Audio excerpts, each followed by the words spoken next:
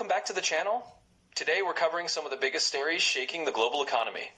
A rare earth standoff between the US and China, how the G7 is preparing to respond, a surprise rebound from LVMH sending luxury stocks soaring, and why the world is pulling back from electric cars. Let's dive in. Big news today from Washington and Beijing, and it's all about rare earths.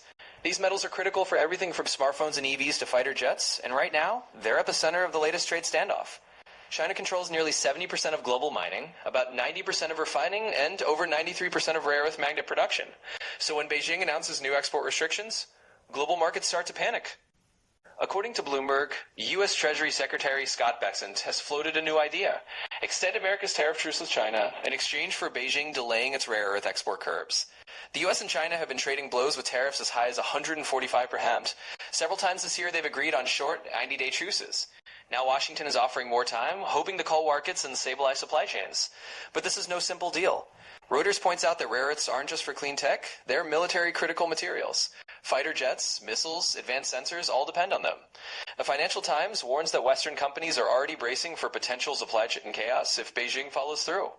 And the Washington Post says this isn't a random move by Beijing. It's part of a long-term strategy, using rare earth dominance as leverage in the broader tech and trade war with the U.S. Meanwhile, the world's richest democracies, the G7, are preparing a united response.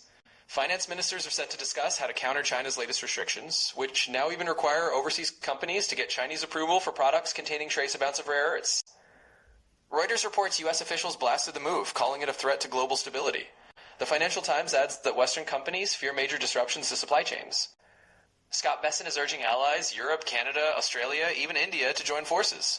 So what could the G7 actually do? They might consider price floors to block Chinese dumping, in tariffs or export controls on sensitive tech, diversifying supply chains by investing outside China, or a coordinated diplomatic push to show Beijing that the West won't act alone. The big question is, can the G7 really counter China's dominance, or is Beijing's leverage simply too strong, at least in the short term? Switching gears to Europe, luxury giant LVMH just shocked markets. Shares of LVMH soared more than 12% in a single day after reporting third quarter results that showed a return to growth. For months, investors feared luxury demand was collapsing, especially in China. But LVMH delivered a surprise. Organic revenue grew 1% year over year, the first positive quarter of 2025. The key driver? China. After a long slowdown, sales in mainland China bounced back, signaling wealthy consumers are opening their wallets again. Not everything was perfect. Fashion and leather goods, LVMH's biggest division, still fell about 2%. But that's better than analysts feared. Wines, spirits, perfumes, and retail showed resilience, pushing overall sales into the green. Why the stock soared? LVMH is the bellwether of the luxury industry. If it's stabilizing, rivals like Hermès, Kering, and Richemont can follow. That optimism fueled a rally across European luxury stocks. But remember, 1% growth is fragile. The fashion division is still under pressure, and China's economy faces big challenges. So is this a true turnaround, or just a temporary rebound? And finally, what the Wall Street Journal calls a global retreat from electric cars. Electric vehicles were supposed to be the future, but now America's pulling back, and the rest of the world is starting to follow. In the U.S., EV sales growth has slowed, tax credits were cut, and even giants like GM are taking billion-dollar hits.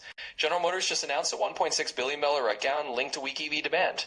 Charging networks remain patchy, and many consumers still see EVs as too costly and inconvenient.